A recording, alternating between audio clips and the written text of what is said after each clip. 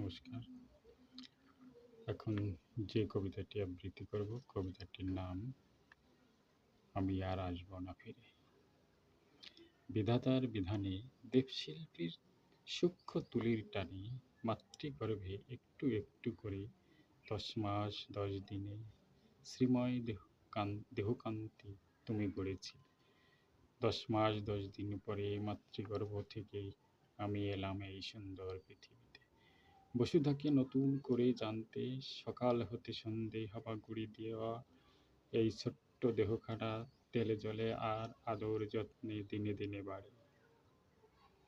পরিবারের মা বাবা আর আত্মীয় পরিজনের সাথে শিশুকালে কান্না হাসির খেলা, কৈশোরকালে একটু একটু বুঝতে শেখা, তারপর যৌবন আসে। তারুণ্যে ভরা যৌবনে কত বাধা আসে সামনে আর পিছনে।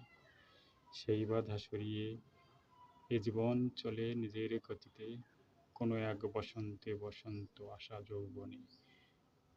এ জীবন বাধা পড়ে কোনো এক নারীর কাছে, ফুলে ফুলে বৃক্ষ বাড়তে থাকে, শাখা পোশাখা তার চতুর্দিকে প্রসারিত হতে থাকে।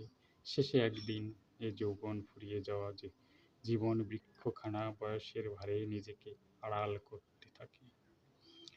ফুলে ফুলে ভরা শাখা প্রশাখা নিজেদের বিস্তার করতে থাকে। নিয়তির অমোঘ নিয়মে শ্রীময় দেহখানা শিরা উপশিরায় টান পড়া, কত প্রসাধন মাখা দেহখানা, কত বিলাসিতায় চলা। আজ দেখো সেই দেহতে কত চোরাবালির চরজাগা। এই দেহ রেখে শেষে একদিন চলে যেতে হবে জোয়ার ভাটা না আসা দেহকে। কত সাজে সাজাবে চন্দন চর্চিত প্রলেপে, কত সুগন্ধি দেবে, কত আত্মীয় পরিজন আসবে সারি সারি আমায় দেখতে। হরিনামের ধ্বনি দিয়ে কাঁধে করে যাবে নিয়ে সকল আত্মীয় পরিজন, চোখের জলে বিদায় জানাবে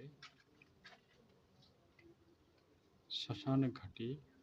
এ দেহ হবে লীন, খ্যাতি অব তেজ মরুদ বোমে, সকলের শান ছেড়ে আসবে যে যার ঘরে, শুধু আমি আর আসব না আমার ঘরে ফিরে। নমস্কার।